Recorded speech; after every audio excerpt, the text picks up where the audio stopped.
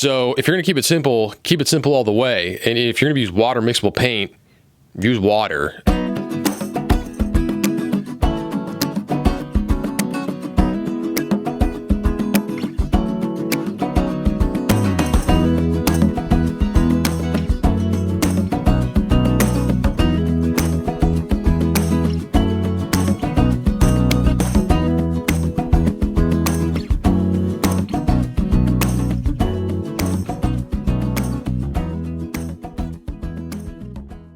Hello and welcome to Paint Talk, the weekly show where I answer your questions on oil painting. So if you have a question and you want it answered, leave it in the comment section of this video and I just might answer it on next week's Paint Talk. If you are new to this channel, this is the first of my videos that you are watching. My name is Chris Fornatero and I am here to help simplify oil painting so you can get better faster. Now, along with these Q&A Paint Talks that I release every Friday, I also have painting video tutorials on my YouTube page, so you can check that out. But if you're looking for full in real-time painting video tutorials or private coaching or access to a private Facebook group where you can post your paintings and interact with me and a bunch of other people learning oil painting, you need to check out my Patreon page, which is linked also in the description below.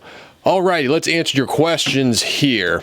Oh, and if you want to follow me on Instagram, you can at Forza43. See what I paint on a daily basis. And my microphone right here.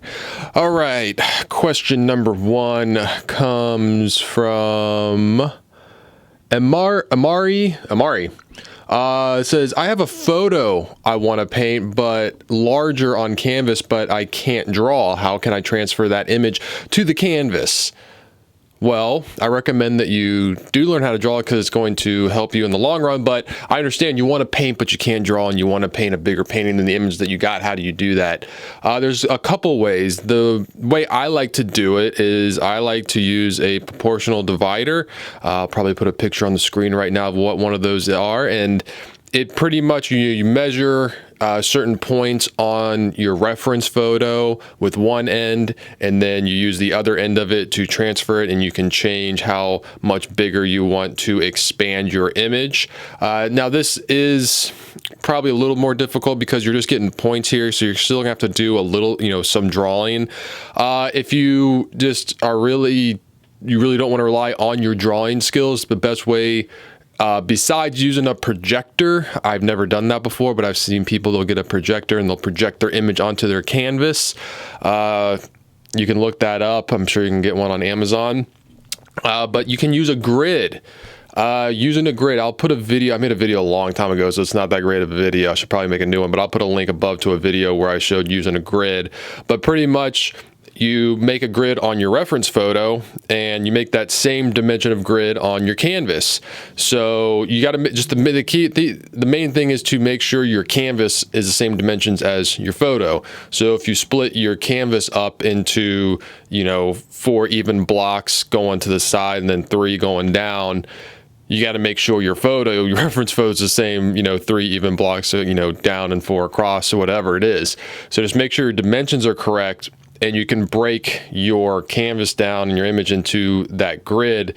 And the smaller or more, boxes you have in your grid, probably the easier it's going to be to draw, because you just take it one box at a time and you just, copy what you see in that one box. So if you are painting the face and it's all the left side of the head goes down through this box and it exits that, so the more boxes, the more accurate you're going to be.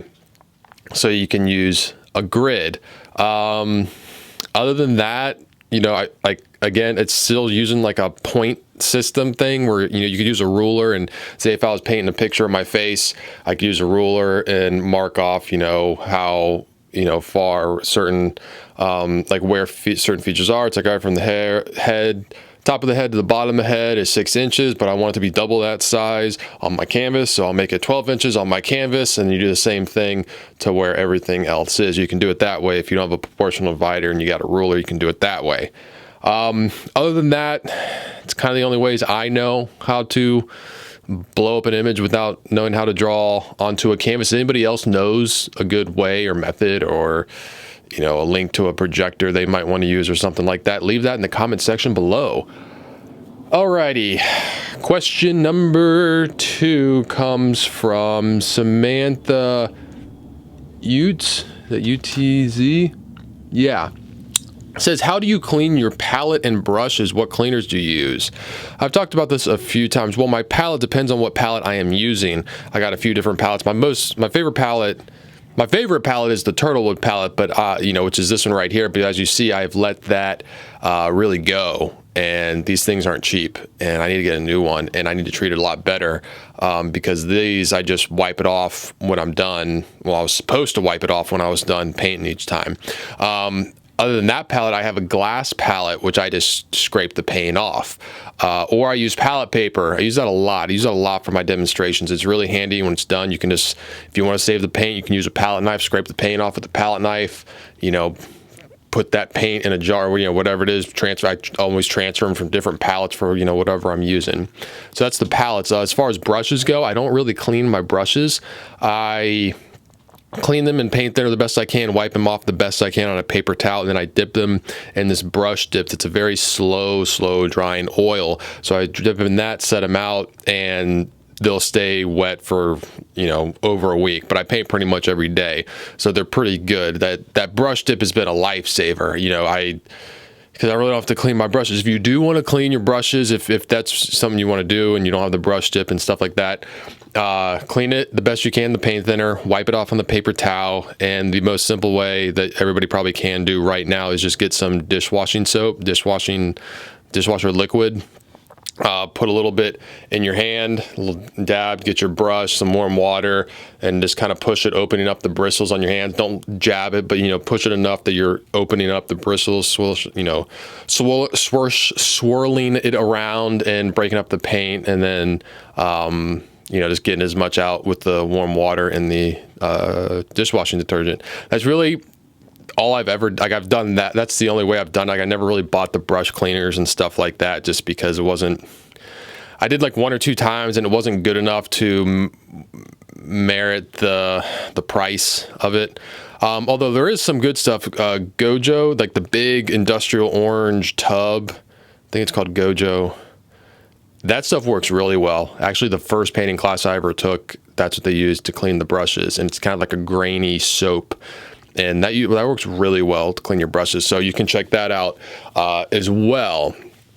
All right. Next question is from Gerby M. It says, hi, Chris. Is it okay to copy paintings? I have seen many paintings I have loved and attempted to paint them both to get practice, but also because they inspire me. Is it better to stick to photographs and imagination? Thank you. It's great to copy paintings. Just don't try and pass them off as your own. It's great for practice. I used to do that a lot when I was growing up, especially back when I was like painting watercolors and acrylics, and I was 10 years old. I would just constantly be just copying other painters' work. I didn't even know who they were. I just see like a nice painting in a book or a magazine, like, oh, I want to try and copy that. Now, as far as like doing like master copies, I recommend, if you find a piece that you really like or an artist that you really like and you want to copy it to try and learn from them, or learn how to try and focus on just one aspect of the painting that you really like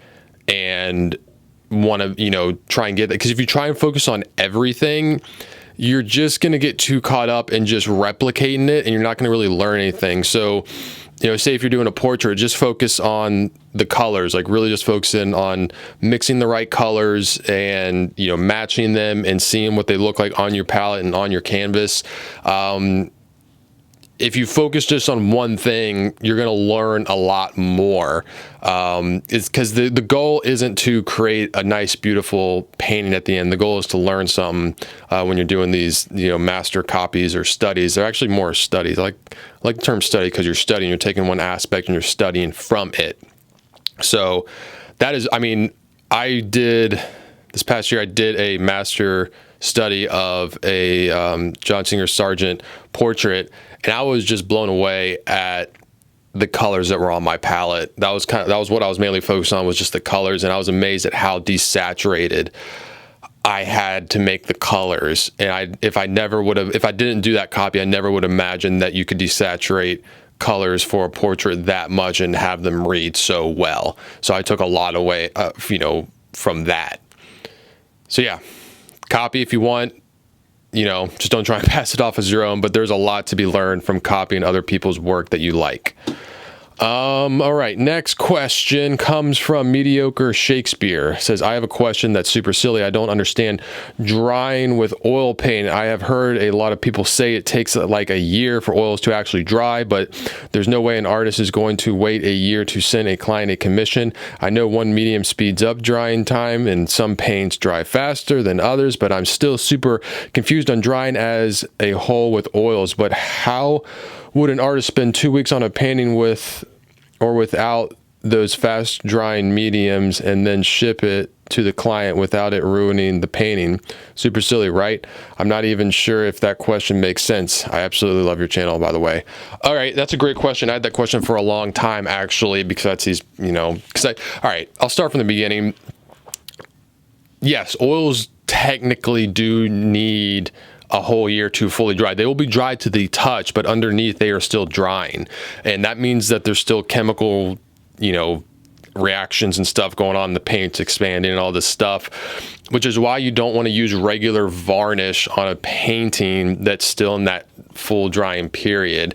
Some painters will wait a full year to varnish their paintings. Others that have to get them to a show or a client or something like that will use retouch varnish, because I don't know the exact science and everything behind it, but I just heard and seen from many, master painters that they'll use the retouch varnish because I guess it's flexible enough that it's not going to crack. It's not going to, ruin the painting or anything like that because it's not fully dry. So if you have a painting that you have to get to a show or to a client and it's touch dry, use retouch varnish. Don't use the spray can. That stuff is horrible. But yeah, the retouch varnish. That's why you hear, what you've heard is correct, that it does take that long for oil paints to dry. That doesn't mean dry the touch. That just means really deep, full drying. And a lot of that has to pertain to varnishing a painting. So hope that answers the question.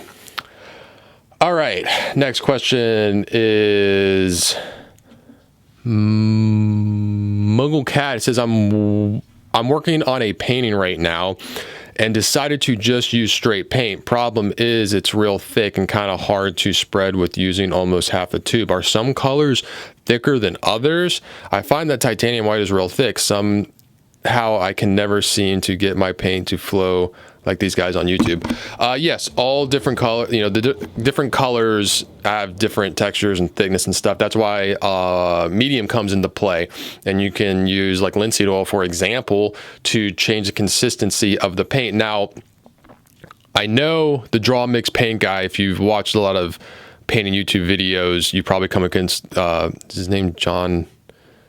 Is it Carter? I forget the guy's name. I still Draw Mix Paint, but he has a line of paints that I think that he says are the Geneva paints, which I know I said I'd do a review on those paints. Some of you guys wanted it. Haven't gotten around. Just have a bunch of other stuff going on, but I really should try those out because apparently those paints, he's kind of mixed medium in them, or he's done something to make them a certain consistency, and I think they're all similar consistencies. That's what it looks like in his channel. I'm not too sure about that. If you do know for sure, comment below, because I've seen videos of him using those paints and they seem very fluid, and not a lot of them seem very chunky. But yeah, if you want to change up the consistency of paint, use medium to get it to where you want, or you can use paint thinner. It's just paint thinner is going to make it dry faster. It's going to take away a little bit of the color because oil paint is, pigment and oil. So just adding more oil, like linseed oil, just adding more of that oil to change the consistency to get it to where you want it to be. I think that was there any more part of that question? As far as like you can never get it to flow like you see people do, a lot of that's just going to take practice and just getting a feel for the paint and knowing how to push it and pull it the way you want, and when to make it thick, when to make it thin. Also has to deal with your brushes. If you need to have good sturdy oil painting brushes. If you're using like watercolor brushes, or even some oil painting brushes that are really soft that are meant for certain things. If you're trying to layer paint, that's going to make layering paint pretty difficult. If you don't have a good brush with sturdy bristles that can pick up, because oil paint's heavy, you got to pick up a lot of paint. You also got to be able to apply it and stick it onto that canvas well. So, you know, your brush might have something to do with that. It's really a lot of different elements, and it just takes time getting a feel for it and gaining that control of the paint. All right, last question. It says, helpful info, thank you. Could you address water mixable oils? In one of your previous videos, you mentioned you didn't use any mediums. That's my grandfather clock. But if I want to work thin to thick, should I use more water in the beginning, then gradually add less and less as I go along? Also, would it be a good idea to use the non-toxic brush cleaner as thinner in these paints, or would that be bad? All right, I do use water mixable oil paints. I paint at a live at a cafe, and we can't use regular oil paints because of the fumes and all that stuff. So I had to use water mixable oil paints, and I started this year. And I was actually pretty surprised at how well they handled, how much I did like them, how much they did behave like regular oil paints. Now, yeah, you can use, you know, mediums with them. I haven't done full deep dive into water mixable oil paints. There's, you know, I know there's a lot of information out there. I can just tell you what I've experienced, what I've done, and I've created, you know, a bunch of paintings with these and been really happy with them. So, I mean, honestly, I just use just water. I keep it simple, and I feel like that is the best way to go, because if you're using water mixable oil paints, you're doing it, one, because you can't, you know, you don't want to deal with the fumes, and also two, you kind of want like more of a simple setup. You don't have to deal with paint thinner and mediums and all this other stuff. So if you're going to keep it simple all the way. And if you're going to use water mixable paint, use water.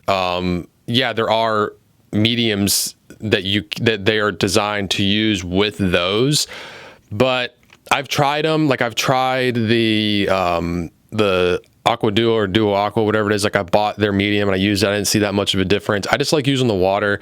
Also, I felt like when I did use, like, you can use a linseed oil with those. And I found that when I tried to use the oil, and then I'd be using the water and like cleaning the brush, and you got to clean the brush and the water and the oil don't mix. And it's just, I didn't like it. I like keeping it one or the other. When I did do just the oil, linseed oil one time, I felt like the paint got really, it tugged a lot. Like, once it kind of set up, it was just impossible to like pull my brush across it. So yeah, just use the water, just treat it, you know, treat it as if you were painting regular oil paints with just paint thinner, or if you're, you know, like you're using acrylics and water. That's how I do it. Now, you know, it's, the cool thing is you can use the water and almost treat it like acrylics to thin the paint with the water, but the paint's going to still act like oils. Like, it's going to stay wet longer on the canvas. It's going to blend better. You know, it's just going to, you know, you're going to have this very similar experience to oil paint. So if you're using water mixable oils, I suggest just use water, you know, paper towels, clean your brush, make it thinner, use water. Yeah, go thin to thick using the water. You know, if you want to start out with like a wash, like you would with regular oil paints with paint thinner, do that wash with water. And as it goes, just use less and less water and make the, you know, to make the paint thicker and thicker as you go. That's what I do. It's worked pretty well. I like it. Yes, I know there's a lot of different other options out there, and there's people that will go deep into like all the different mediums and solvents and all this stuff that you can do with water mixable oils. If you want to do that, go for it. This is what I've done. I've liked it. All right, so that's this week's paint talk. If you want your questions answered, I know you guys got questions, leave them in the comments section and I'll answer them. Hopefully on next week's paint. I know there's a lot of questions. I'm not gonna be able to answer every question. I'll do my best. Again, if you want full real-time painting video tutorials and access to my private Facebook group, where you can ask some of your questions there and post your paintings and see what other painters are doing and learning, you know, help them, they help you, we all help each other. It's great.